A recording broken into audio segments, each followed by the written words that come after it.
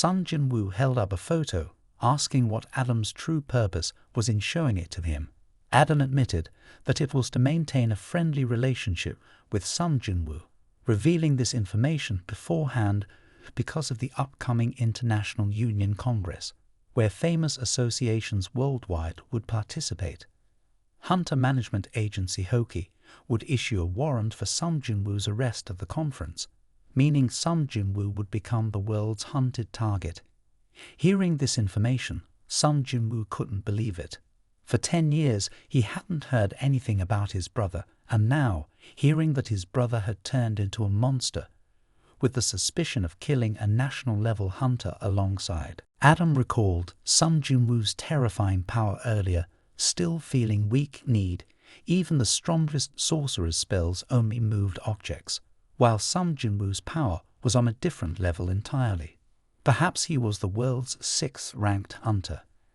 Adam had to quickly report this to the deputy director. The International Union Congress was where representatives of various associations from different countries would discuss peace, the future of the hunter profession, and other important issues. A few days later, Hunter management agency Hoki announced the list of participating associations, notably including the Jin Association from South Korea. This news immediately sparked discussions worldwide. Everyone knew that this association's top hunter was Sung Jin Woo, meaning Hunter management agency Hoki publicly acknowledged that only Sung Jin Woo of the Agin Association was qualified to represent South Korea, on par with other associations worldwide. There were many high-ranking hunters. Before that, South Korea's representatives at international conferences were always the 4 hunter associations. When a newcomer replaced them, Mr. Choi felt no dissatisfaction. In fact, he believed the Bureau's decision was very appropriate. Despite the newly established Game Association having only one top-ranked hunter, that person had achieved feats that even the major associations couldn't match. Just one accomplishment was enough to shake the heavens and the earth. Witnessing many of Sung Jin Woo's battles firsthand, Mr. Choi truly admired him and believed that having such a hunter in the country was a great honor. It was his pride. He left the press conference, and his assistant joyfully rushed to report that an A-rank transmission gate had appeared in the Western District this morning, and they had been granted permission to attack it. Although it was just an A-rank gate, this time it wasn't snatched away by the Game Association. Since the establishment of Sung Jin Woo's Game Association, it had caused major associations in the country to lament. Sung Jin Woo almost monopolized the attack permits for high-ranking transmission gates within the country. Since he returned from abroad and stopped conquering gates, other associations no longer competed with Game. This led to a revenue increase of up to 40%. However, Mr. Choi couldn't find joy in this achievement. To him, celebrating a dropped banana wasn't any different from monkeys celebrating. The head of the Bureau's scientific department reported to the chairman that China had requested information about Sung Jin Woo. The chairman was surprised and asked why they were interested in Sung Jin Woo, especially after he had turned down invitations from other countries. The department head explained that this time it wasn't a government request, but a personal one from Hunter Li Jujian, a 7-star hunter of China. In China's hunter ranking system, which differs from the rest of the world, the highest rank is 5 stars, but Li Jujian is the only 7-star hunter, surpassing the system. He wanted to know about Sung Jin Woo because he had fought against the giants that infiltrated Japan and understood their strength. Hence his curiosity about Sung Jin Woo's ability to single-handedly defeat all the giants.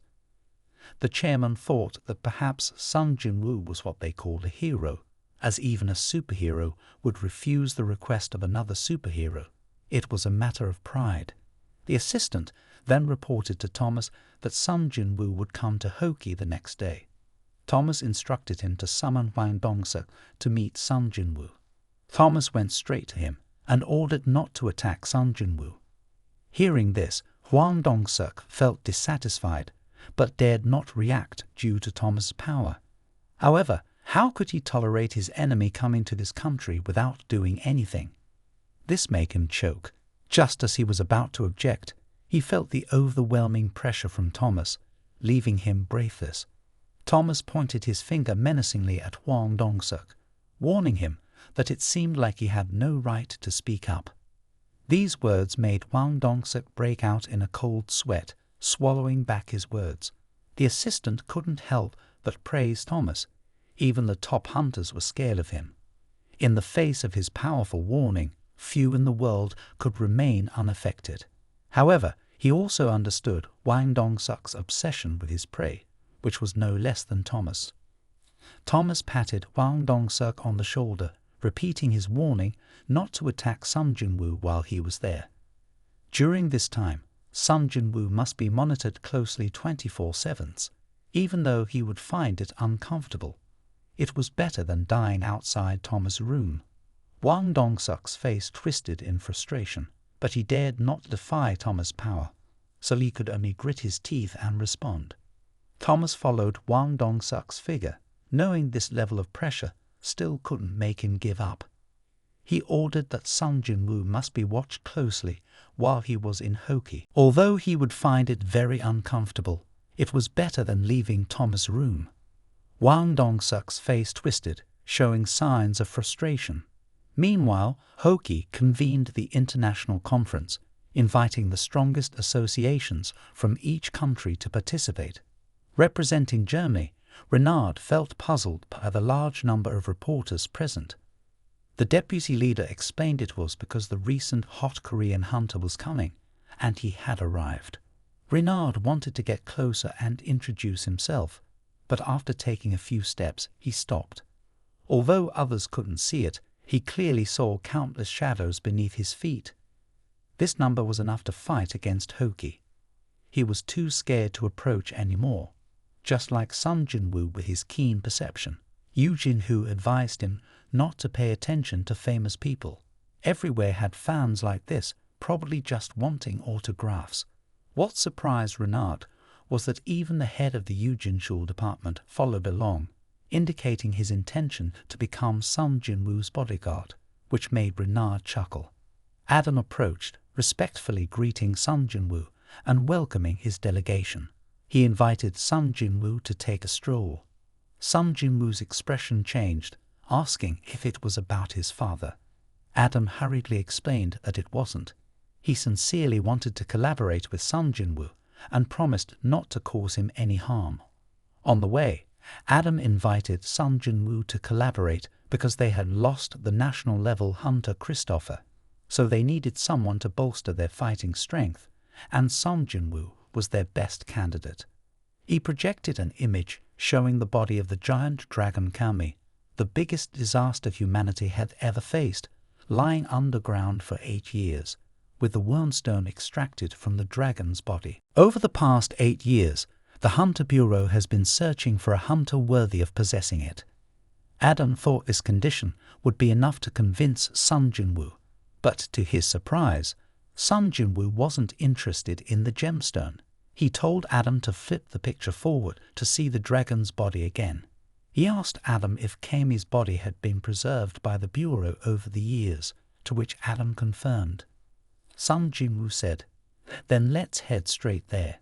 I'm dedicating valuable time to collaborate with you all." Surely the Hunter Bureau wouldn't refuse this small request. Adam was in a difficult position, as this was a high-level Bureau secret, and even he didn't have the authority. Approval would need to come from higher up. Sung Jin Woo said, "Let's just wait. We'll head straight to the Hunter Bureau."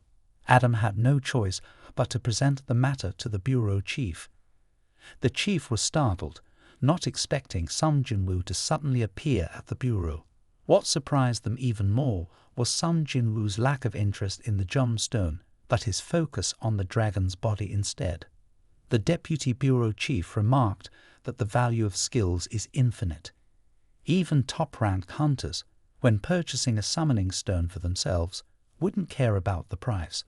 But Sung Jin Woo's attention to the monster's possessions surely had a connection to his abilities. They initially thought Sung Jin Woo's ability was limited to summoning shadows of defeated monsters as his minions, but now it seemed that even monsters long dead or destroyed by him could still be turned into his minions. They were extremely surprised by this extraordinary ability. The bureau director was ecstatic and slammed the table, adamant that Sung Jin Woo must not be allowed to resurrect the dragon. Sung Jin Woo's power would skyrocket, and such terrifying power couldn't be concentrated in one person. The deputy bureau chief intervened, suggesting that refusing Sung Jin Woo directly would make it difficult to maintain a good relationship with him in the future. This dilemma left the bureau chief in a difficult position. After careful consideration, he decided to personally escort Sung Jin Woo to see the dragon's remains and simultaneously verify his strength. Thus, he led Sung Jin Woo to the location where the dragon's body was stored. Cammy passed through a long corridor and arrived at the entrance. Sung Jin Woo could sense a powerful aura emanating from within. If this was the residual magic after 8 years of its death, turning it into a shadow soldier must be very strong. They arrived before the giant dragon's corpse. Just looking at it sent shivers down their spines. To protect the body from destruction, the Hunter Bureau had built an entire building around it, preserving the dragon's body as it was when it was destroyed by the South Korean national rank hunters. The entire building's power supply came from its magic stone chamber. Sung Jin Woo instructed everyone to step back and then approached the dragon's body, commanding it to rise. A dark aura emanated from the dragon's body, and the command to summon shadows failed. Sung Jin Woo knew it would be difficult to summon a shadow of such a powerful creature that had been dead for so long. He took a deep breath and sincerely asked the dragon's body to rise. Moments later, a colossal black shadow appeared on the corpse, emitting a terrifying dark aura. The dragon's body slowly lifted, opening its mouth with a thunderous roar. It was Cammy, the king of all dragons, the greatest calamity humanity had ever faced. Hundreds of elite hunters had died under its claws before the 5 national rank hunters managed to defeat it. Its body was preserved intact until Sung Jin Woo's arrival, where it was awakened once again. A roar shook the ceiling, causing dust and broken pipes to fall. The dragon lowered its head, looking at Sung Jin Woo, and asked if he was the one who summoned it. The king of the dark shadow realm, everyone was stunned, unable to believe that the dragon had awakened. But it was a shadow now, having forgotten much, but it still remembered that humans had killed its kind. It raised its claw and lightly tapped the glass, causing it to crack and shatter. The dragon lunged forward, flames swirling ominously in its mouth, causing panic among everyone. Sung Jin Woo intervened before the flames could erupt, telling it that the magic stone in its head had been removed long ago, and it didn't need to obey the ruler's orders anymore. Upon hearing this, Cammy withdrew the flames. Everyone couldn't believe their eyes. Sung Jin Woo could even speak the language of monsters and dragons. It obediently followed his commands. Even the mightiest hunters couldn't escape its wrath. However, as the flames were about to spew out, Sung Jin Woo stopped it, saying that the magic stone in its head had been removed long ago, and it didn't need to obey the ruler's orders anymore. Upon hearing this, Cammy withdrew the flames. Everyone was in awe of Sung Jin Woo's incredible ability, and the fact that he could even communicate with monsters and dragons left them speechless. Even the dragon bowed its head and spoke in a language of reverence, addressing him as the one who summoned it. Sung Jin Woo couldn't help but marvel at the consciousness of the dark shadow, which was much stronger than any monster he had encountered before. It confirmed to him that it used to be the king of the light dragons, serving the Dark Emperor, destroying the weak, and serving its master. It was a deep honor for Sung Jin Woo to meet him, even for a short time. After bidding farewell, the dragon warned Sung Jin Woo of 4 individuals who used the ruler's power and advised him to be cautious of them. Meeting someone, even for a brief moment, was a divine honor, it said, before disappearing into the body. The system failed to retrieve the shadow, as it had returned to the invisible world due to being dead for too long, rendering the attempt meaningless. Sung Jin Woo apologized to the bureau chief and promised to cover all repair costs before quickly leaving the laboratory. Suddenly, everyone jumped as Sung Jin Woo punched the wall, deforming it. He winced in pain, realizing he had lost such a significant fighting force. Leaving the bureau chief's office, someone sought Sung Jin Woo, asking if he had seen Yoo Jin-hoo. Surprised, Sung Jin Woo learned that Yoo Jin-hoo had received a message from him 2 hours ago, instructing him to wait at the bureau, but had been taken by the body disposal hunters from the association. Sensing something suspicious, Sung Jin Woo tried to contact Yoo Jin-hoo immediately, but couldn't reach him. At that time, Sung Jin Woo was in the basement, hence the lack of signal. Despite their good relationship, the Body Disposal Association had no authority to replace Yoo Jin-hoo's duties, a decision made by the Bureau. Sung Jin Woo decided to contact the association directly to inquire, but the secretary seemed uncertain and had not received any instructions. She promised to clarify and inform him as soon as possible. As the bureau chief hurriedly returned to inform Sung Jin Woo, he discovered that Sung Jin Woo had disappeared. At this moment, Sung Jin Woo was extremely worried. Hearing about the Body Disposal Association made him feel uneasy. But earlier, to save Chairman Yoo Jin, Sung Jin Woo had replaced all the protective shadows around the young master, so now there were no shadows left to protect him. He was deeply concerned that the young master might face danger similar to what his sister had experienced. Jumping onto the tallest building, Sung Jin Woo summoned all his shadows and ordered them to find the young master at any cost. On the other hand, Thomas arrived at the mansion of the Body Disposal Association only to find his subordinates unconscious everywhere. Furious, he smashed his broken glasses in his hand. Everything had taken a turn for the worst. He ordered his men to do whatever it takes to find Hwang Dong-seok before Sung Jin Woo does. At this moment, Hwang Dong-seok is taking the young master to a secluded location to torture him, his face glowing with satisfaction. Only violence brings him a sense of life. This S-rank hunter dares to disregard the warnings of the nation and Hunter Thomas, taking the liberty to abduct a member of the Shadow Monarch's family. This deeply worries Sung Jin Woo. He summons all his shadows and orders them to find the young master at any cost. Even though he hasn't encountered Hwang Dong-seok yet, Sung Jin Woo is certain of his nature, likely as vile as his older brothers. He surely believes that his brother's death is related to Sung Jin Woo and Yoo Jin-ho. If they can't find the young master in time, he could be in mortal danger. In Sung Jin Woo's heart, a burning flame still rages. If the young master dies, he could balance the scales with Hoki. Thomas is furious at Hwang Dong-seok's foolishness and no longer desires to live, daring to provoke such a renowned hunter. He calls Laura to inquire about the situation. Laura reports that they have enlisted the cooperation of the Hunter Association, hoping to find some leads. But if there are no results, Sung Jin Woo might have to find the young master himself. They have thoroughly investigated Hwang Dong-seok's actions and, after careful consideration, have identified the area where the young master is being held captive.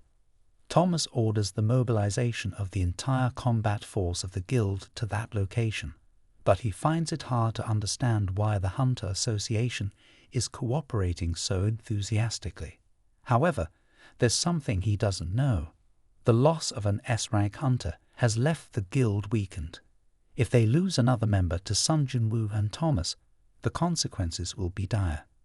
They are mobilizing all possible resources of the guild to control the situation before it escalates further. In an abandoned warehouse, the Hwang Dong-seok and a few hunters hold Yoo Jin-hoo, the young master, captive, his body covered in blood from the torture. Despite knowing the answer, Hwang Dong-seok still wants to hear the young master recount what happened to his older brother in the dungeon and how Sung Jin Woo killed him. He believes that once he hears the answer, he can dispose of the young master. But to his surprise, the young master remains steadfast and silent, even under severe beating. Hwang Dong-seok punches Yoo Jin-hoo hard in the chest, causing him to wake up. He presses him against the wall, threatening that if he doesn't confess that Sung Jin Woo is the murderer, he will torture him endlessly.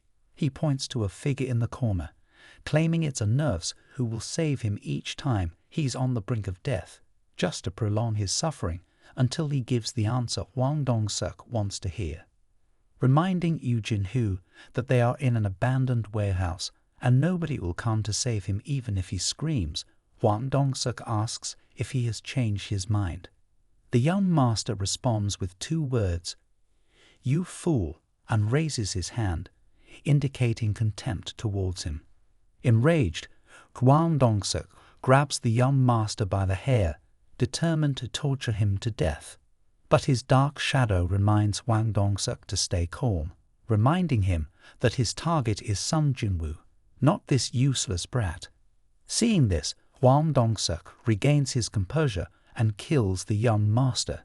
However, he realizes it's pointless now. He must make Sung Jin Woo collapse and die before it's over. Suddenly, he notices the entrance door, where a monstrous creature stands, seeming to have appeared out of nowhere, as if it's a monster escaping from some teleportation gate. Thinking of tormenting it out of spite, Hwang Dong-seok approaches the trembling creature, assuming it's terrified. Without a word, he throws a punch at it, unaware that it's Sung Jin Woo, switching bodies with one of his subordinates. In the apartment, the mother and younger sister lay on the couch watching Sung Jin Woo attend a conference in America. Burr, emerging from behind, praises the great king, but suddenly feels a shiver down his spine. This feeling reminds him of when his sister encountered trouble before, but this time it seems even stronger. The king is furious, and the knights are on a mission. Suddenly, they notice something unusual. The shadows under everyone's feet are moving, subtly strangling them. The captain asks if Sung Jin Woo has been drinking, causing him to lose his senses, as they cannot all descend into the dungeon together if he's not sober. The subordinates panic, denying that they have been drinking and insisting that they really see the shadows moving. Meanwhile, Thomas is on his way to the scene, feeling extremely uneasy. Despite the distance, he senses Sung Jin Woo's anger rising to the extreme. Everything must have taken a turn for the worse. He kicks open the car door, jumps out, and tells the driver to go ahead while he follows behind. Then Thomas rushes with dizzying speed towards the distant source of dark magic. The young master lies motionless, breathing heavily but seemingly content, finally waiting for his elder brother to come to his rescue. Everything seems okay now. Sung Jin Woo switches positions and delivers a powerful blow to Hwang Dong-seok's abdomen, making him vomit blood and roll away for about 10 meters.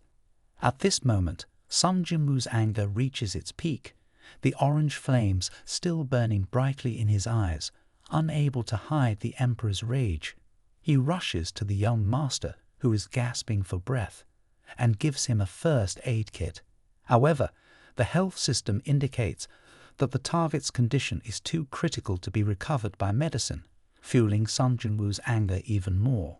He asks the 2 criminals among them if they can treat him. They agree to treat his wounds immediately, but these foreigners don't understand Korean.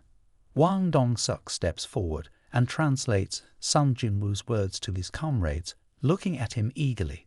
Finally, Sung Jin Woo meets his gaze.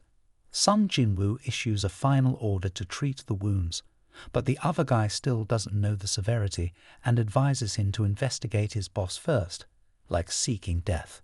Sung Jin Woo grabs his head and slams it hard into the ground until he loses consciousness. The remaining man panics, wanting to help with the treatment, but he's not a healer. Sung Jin Woo shouts, "Get out and die," leaving only Hwang Dong-seok clueless about life or death, still haunted by who killed his brother. Sung Jin Woo approaches and says, Go ask your brother." These words make Hwang Dong-suk roar with anger, accusing Sung Jin Woo of killing his brother.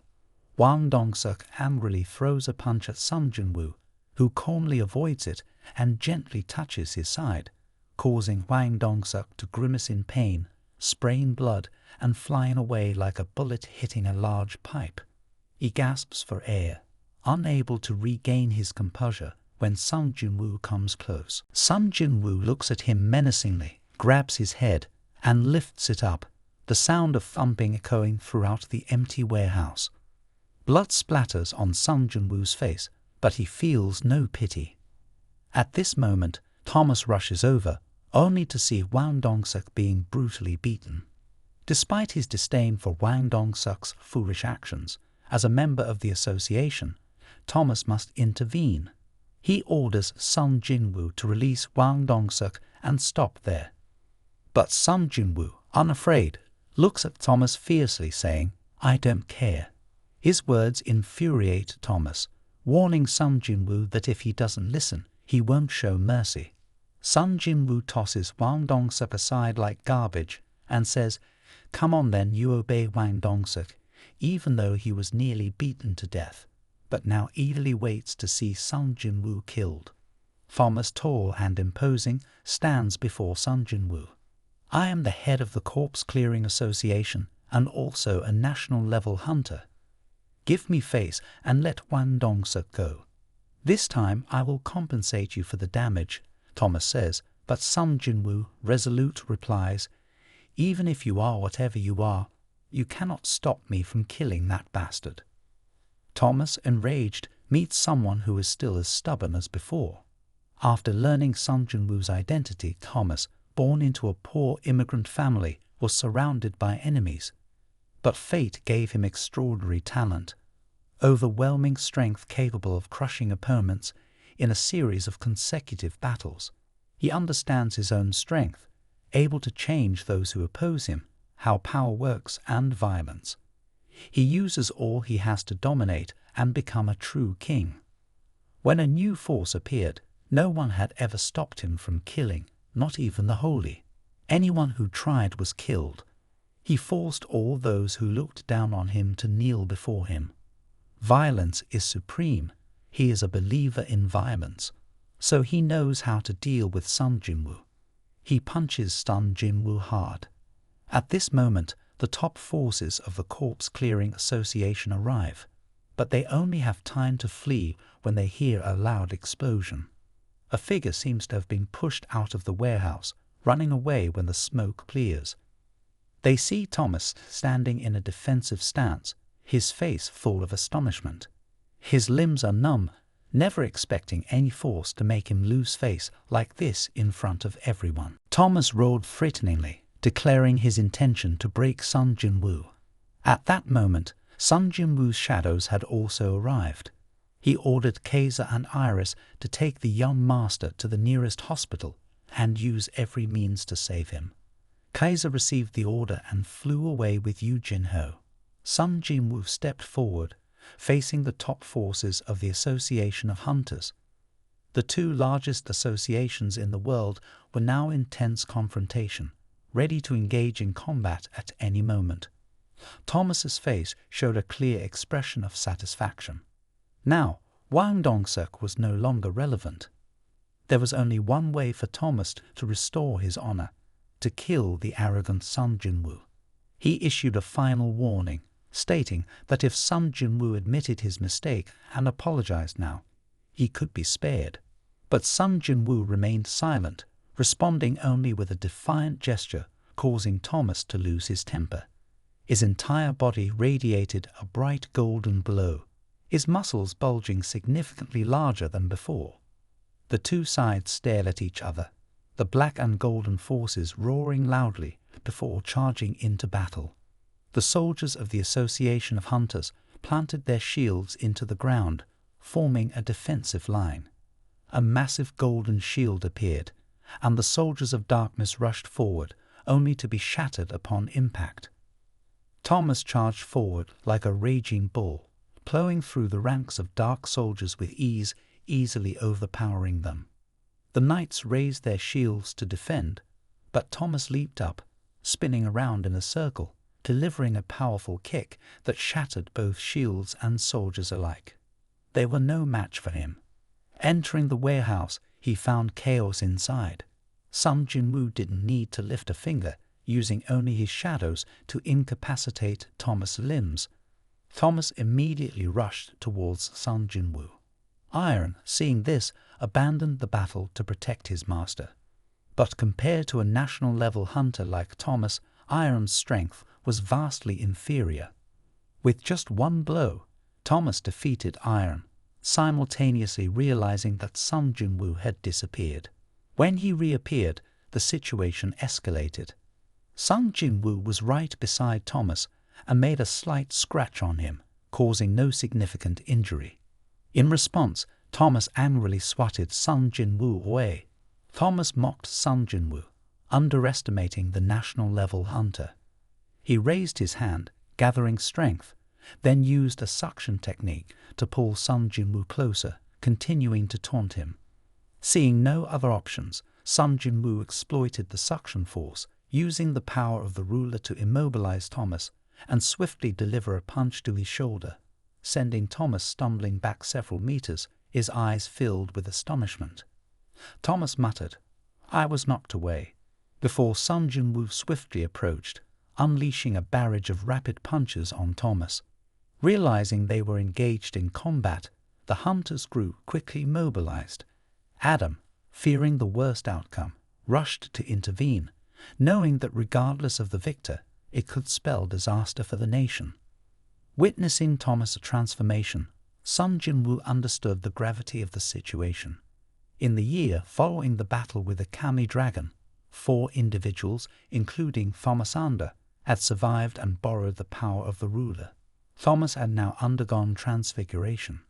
He raised both hands high, slamming them forcefully into the ground, causing the warehouse floor to crack, and then the entire structure began to collapse. Thomas extended his hand, using a reinforced capturing technique to try to capture Sung Jin Woo, but to his surprise, Sung Jin Woo capitalized on the suction force of that technique, using the ruler's hand to latch onto the building to avoid being sucked in. After sucking in everything around it, the black hole exploded with a deafening bang, flattening everything instantly. Thomas confidently told Sung Jin Woo from afar that he wouldn't use the sliding technique this time. He jumped high like a frog, landing in front of Sung Jin Woo.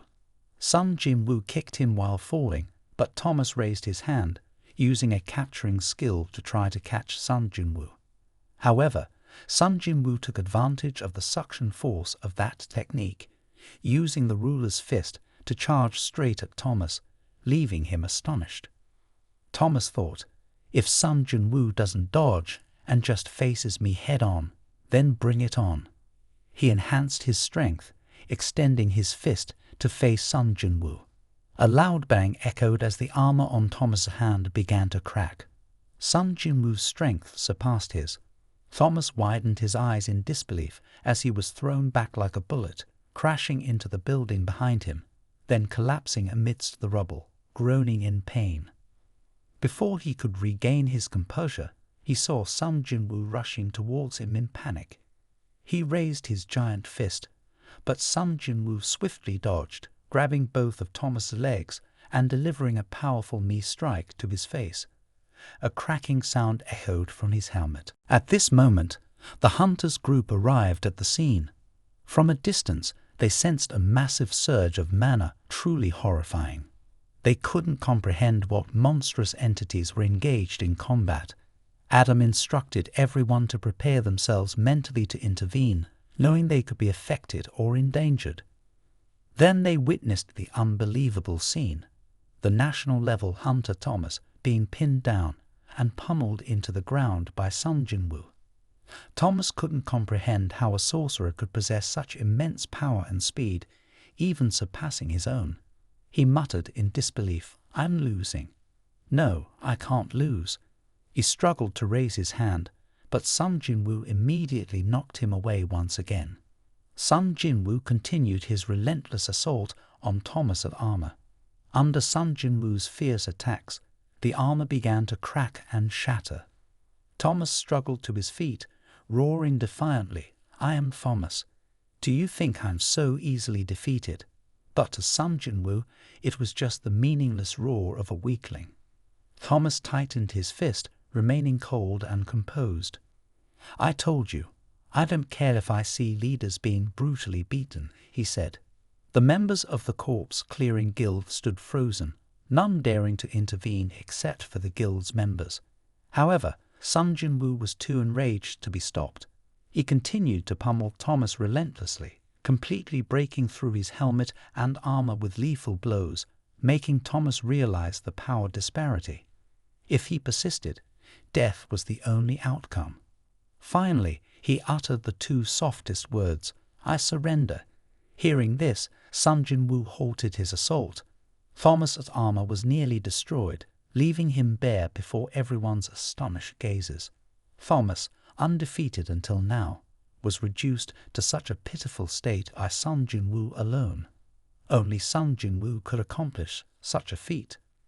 The news of this battle spread rapidly, and the world would be shaken. No one doubted Sung Jin Woo's abilities anymore. He had surpassed even national-level hunters.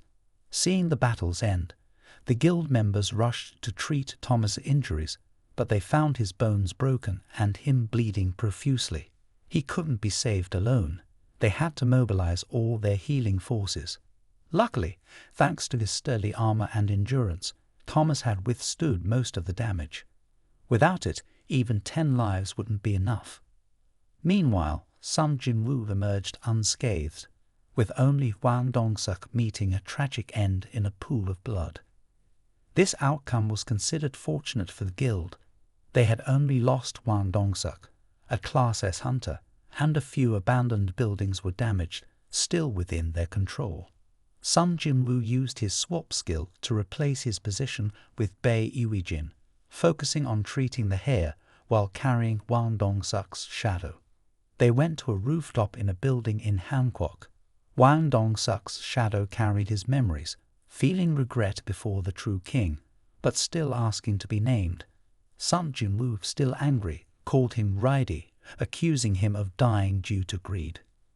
Then Sung Jin Woo turned to the disappeared shadow of Hwang Dong-suk and asked, "Are you satisfied now?" The shadow immediately knelt down, expressing gratitude and apologizing to the king. The next day, the International Hunter Association conference was held as scheduled. Sung Jin Woo's victory over Thomas had made him famous worldwide, with journalists flocking to report on the important event. Sung Jin Woo's display of power made even the guild tread cautiously around him. However, Sung Jin Woo remained calm, showing little interest in defeating Thomas. His sole purpose in coming to the country was to uncover the truth about his missing father. As he entered the conference hall, all eyes turned to him, the most attention-grabbing figure, the monster that had defeated Thomas, the terrifying power of the Shadow Monarch. His reputation resounded louder than ever, with people both in awe and fear of his strength.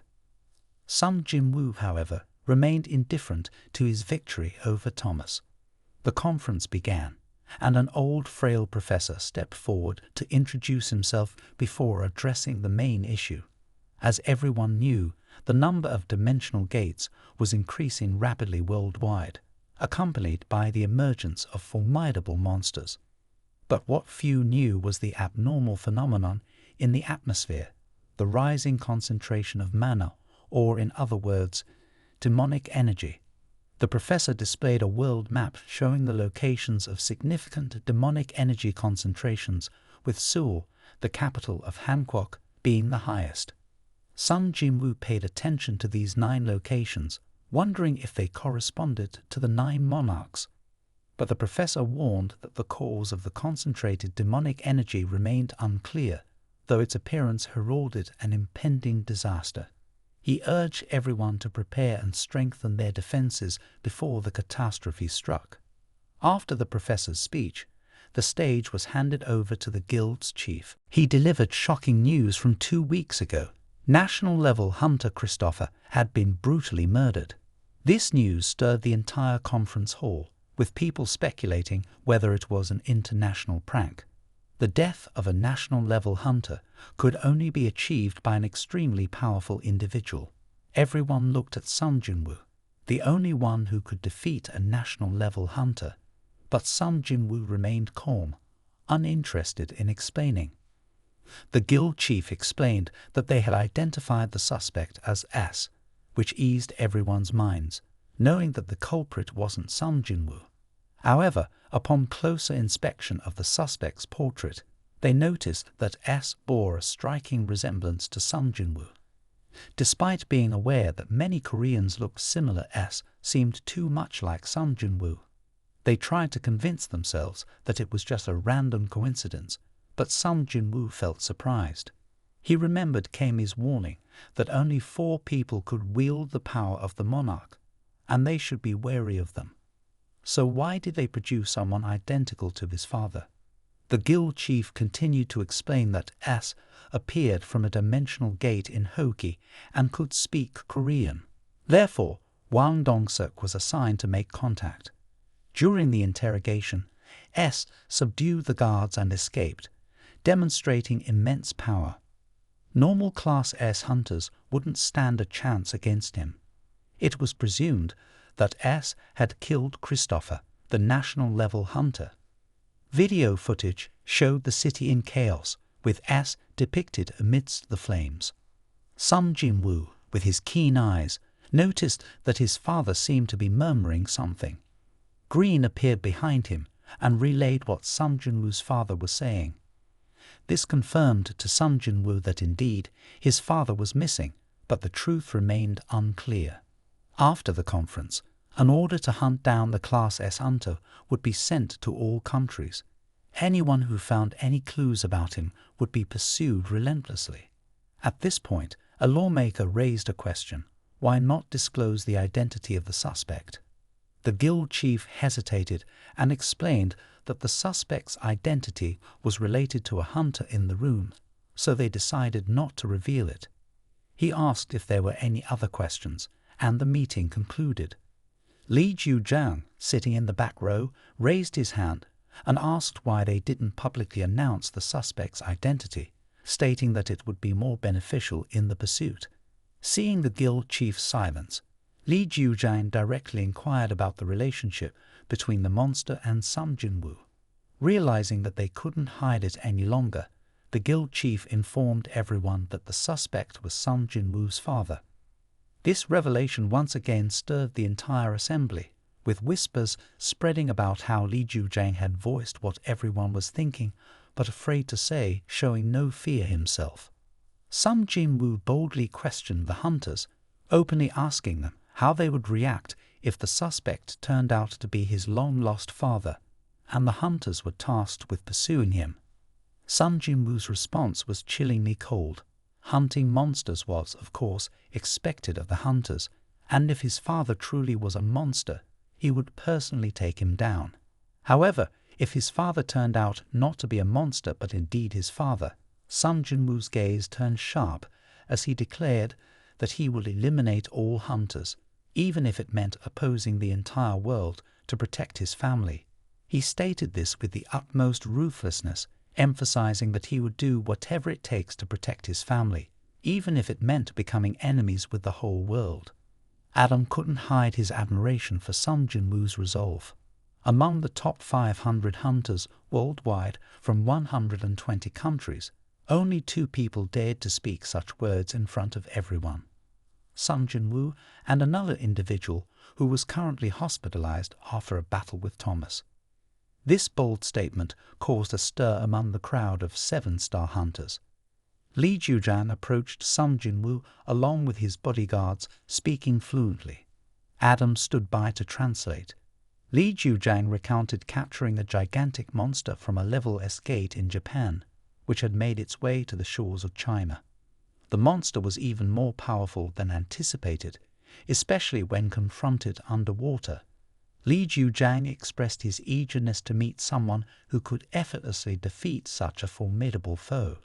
He remarked that Thomas must have been wrong, considering Sung Jin Woo's victory over him. After speaking, Li Jiujang extended his hand to Sung Jin Woo in a friendly manner, making Sung Jin Woo feel at ease. It was contrary to Sung Jin Woo's initial impression of him as a grumpy old man. Li Jiujang added that he hoped Sung Jin Woo's father wasn't a monster before departing with his entourage.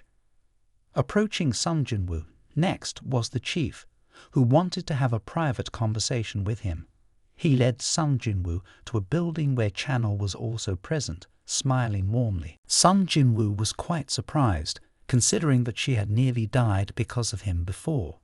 Channel explained that recently she had been dreaming about top hunters being hunted down by someone. Everything she dreamt of became reality, including the death of the national hunter, Christopher. The Hunter Association had warned him previously, but his arrogance had cost him his life. The strongest hunters protecting the world would continue to face danger. In her dreams, she saw these individuals relentlessly hunting down the top hunters. Sung Jin Woo initially thought Channel wanted to warn him to be careful of them, but to his surprise, she asked him to protect the top hunters. She struggled to remember their faces but couldn't, so she tried to use her abilities to confirm their identities, similar to how she recognized Sung Jin Woo. When she did, she sensed an immense power within them. At the end of the road, that power was the giant eyes staring straight at her. Channel sternly warned Sung Jin Woo to obediently await the battle. Sung Jin Woo recognized this phrase from the Giant King, indicating the battle between the ruler and the lords. However, he wasn't sure which side was hunting down the hunters. Sung Jin Woo asked her, "How does all of this relate to me asking for protection for the hunters?" Mrs. Channel replied, "The power within you is similar to the source of power I sensed before." At this moment, Sung Jin Woo became certain that his power belonged to the faction of the Shadow Monarch, the one hunting the hunters. Initially, the guild master and everyone else doubted Sung Jin Woo's true power. However, after witnessing his battle with Thomas, they changed their perspective. In any case, they had to rely on Sung Jin Woo's help. They allowed him to set any conditions as long as they could fulfill them, even offering the most precious gem left by Kami. Allstone is not an issue either. Although the gemstone is very valuable, if all the hunters were to die, then it would lose its meaning. Without anyone to protect the world, those things would be no different from scrap. The guild master thought that with such attractive conditions, Sung Jin Woo would accept. However, to their surprise, he declined, not because of any conflict with the hunters, but because he himself did not know who his enemies were and how powerful they were. He stood up, bid farewell to everyone, and left. As Adam remembered Sung Jin Woo's words from the conference, "Even if I have to fight against all the hunters in the world, I will protect my family." Compared to his family, the deaths of those hunters meant nothing to him. But as Sung Jin Woo stepped out of the room, he suddenly stopped, sighed, and turned back, saying, "Sorry to bother you. Show me the list of hunters that need protection. It's best if I meet them." Adam was stunned by his words and then smiled happily. After the international conference, the Hunter Bureau organized a Hunter's Night Party. Everyone attending the conference was a top-tier hunter. Sung Jin Woo brought Yoo Jin Hoo, who had recovered, to the party.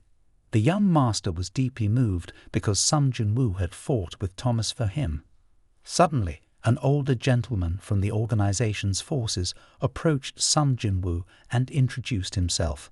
He specialized in acquiring the corpses of monstrous beings at high prices and wanted to do business with Sung Jin Woo for the giant monstrous being he had defeated.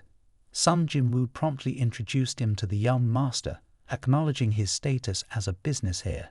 The young master showed innate talent, enthusiastically conversing with the older gentleman, which pleased Sung Jin Woo. The young man was increasingly displaying the demeanor of a true deputy guild master. Then, Adam approached and handed Sung Jin Woo a document containing a list of hunters in need of priority protection, compiled by the Hunter Bureau based on internal criteria and performance evaluations of the hunters. Thomas was listed as first, Li Juzhang as second, Christopher as third, Siddharth, and so on. Sung Jin Woo couldn't remember all of them amidst the lively party. It seemed most logical to assign each person a shadow. Even the slightest movement of the shadow could identify a potential threat, allowing for appropriate countermeasures. At that moment, a shadowy figure approached, and the atmosphere became serious. Thomas stepped forward, holding his injured arm, and informed Sung Jin Woo that his arm had been severely damaged by dark magic, and conventional treatment had no effect. Sung Jin Woo was advised to wait for it to heal naturally. Thomas questioned why Sung Jin Woo hadn't killed them all during their chaotic battle, especially since only Hwang Dong-suk had caused harm. Sung Jin Woo hesitated for a moment before responding that they were not worth killing. This surprising answer led Thomas to propose a solemn funeral for Hwang Dong-suk, despite his major crimes, as he was still a member of their guild. Thomas also extended an invitation to Sung Jin Woo for a meal once his arm had healed. Sung Jin Woo politely declined the offer through the assistant, stating that their guild leader despised losing and offering thanks to others, which surprised Sung Jin Woo. Thomas, however, wasn't as bad as Sung Jin Woo had initially thought. After a moment of contemplation, Sung Jin Woo suggested that a good short sword would suffice if necessary, accepting the assistant's gratitude before leaving. Adam wanted to take Sung Jin Woo to meet the hunters who were about to be assassinated, but Sung Jin Woo declined, saying he had already met them. However, Adam was puzzled by the absence of the sixth-ranked hunter. Adam explained that he had disappeared a few days before the conference began, and despite secret government searches, he had not been found. It was likely that he had been killed.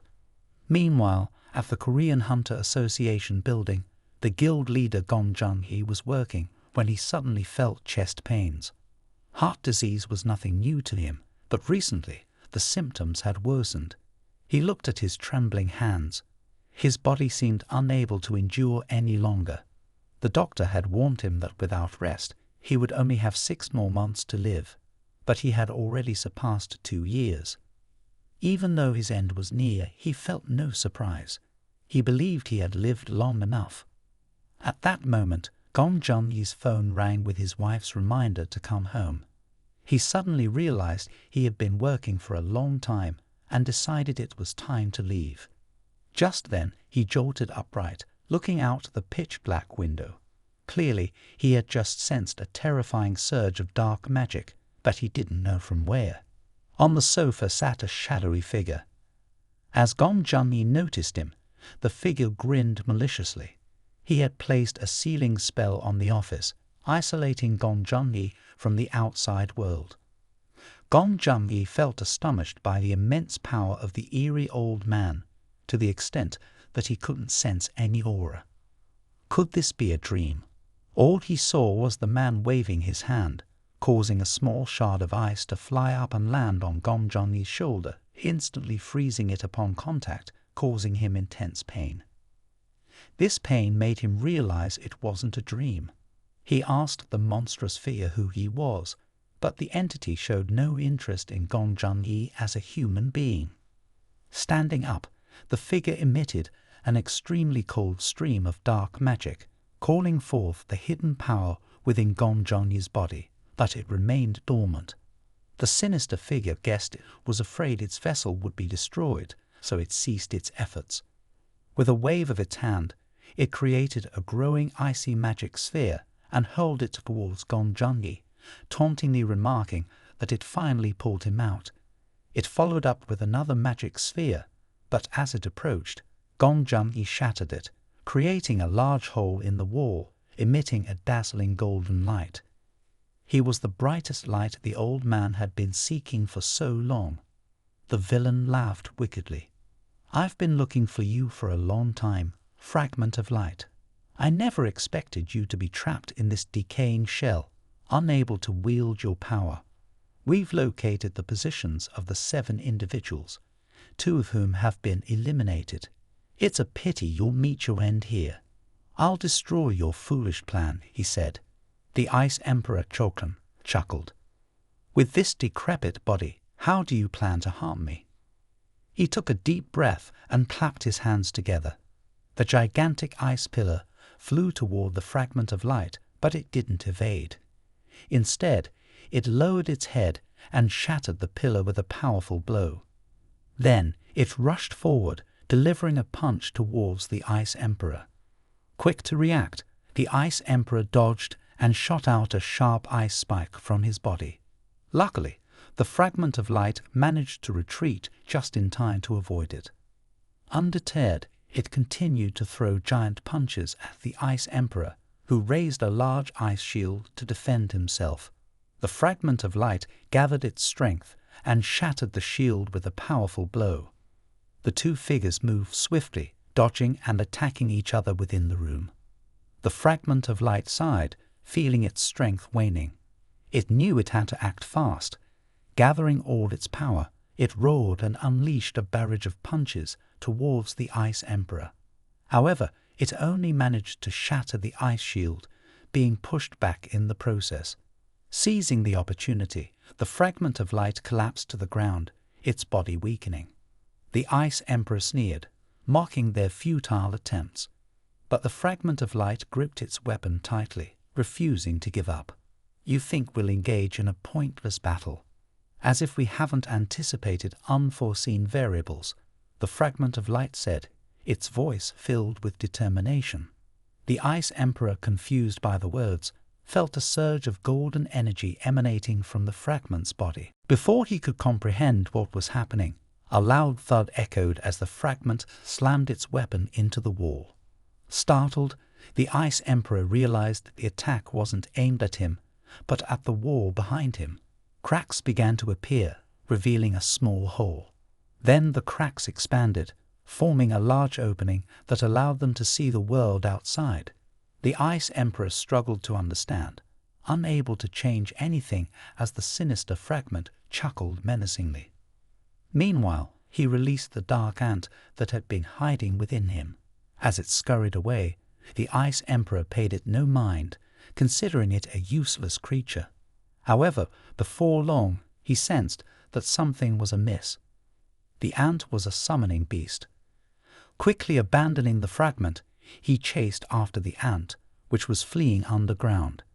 He lunged forward, aiming to impale it with an ice spike. But to his surprise, a strong hand grabbed hold of his weapon. Sung Jin Woo had teleported in through a shadow exchange and swiftly subdued the Ice Emperor. Infuriated, the Ice Emperor glared at him. "Who are you, Ice Spirit?" The Ice Emperor looked at Sung Jin Woo, puzzled by the familiarity in his expression, as if they had known each other for a long time. His face reminded Sung Jin Woo of a white skeleton, reminiscent of the skeletal warriors he had faced before. Finally understanding the situation, the Ice Emperor realized what the fragment of light had referred to as unforeseen variables. But it was no longer the Ice Emperor who controlled the situation. He was at Sung Jin Woo's mercy. The Ice Emperor blew a stream of icy air from his mouth, quickly forming a layer of freezing ice. Sung Jin Woo transformed back into the Magic King just as the ice enveloped him. Sung Jin Woo summoned his short dagger, quickly shattering the ice layer. He wanted to confront this enemy, as the Ice Emperor Abduction had stated that there wouldn't be time for a battle today. The Ice Emperor simply retreated, remarking, "You're not here to save that person, are you?" Sung Jin Woo suddenly remembered the dark ant accompanying the guild master. He had a bad feeling that the Ice Emperor was summoning a long ice spike aimed at the guild master's room. Sung Jin Woo chose between saving the person or fighting, the Ice Emperor said as the ice spike flew towards the guild master's room. Sung Jin Woo quickly activated his sovereign's power, but was warned that the opponent's power was blocking it. Realizing his sovereign's power was useless, Sung Jin Woo didn't hesitate and activated his highest speed skill to chase after the ice spike. He also threw his short dagger, hoping to intercept the ice spike, but it seemed to have a mind of its own, dodging and heading straight for the injured guild master. In a moment of life and death, Sung Jin Woo rushed forward to shield the guild master, smashing the ice spike. He was furious at the Ice Emperor's cruel tactics. While Sung Jin Woo was saving the guild master, the Ice Emperor attempted to escape through a small gate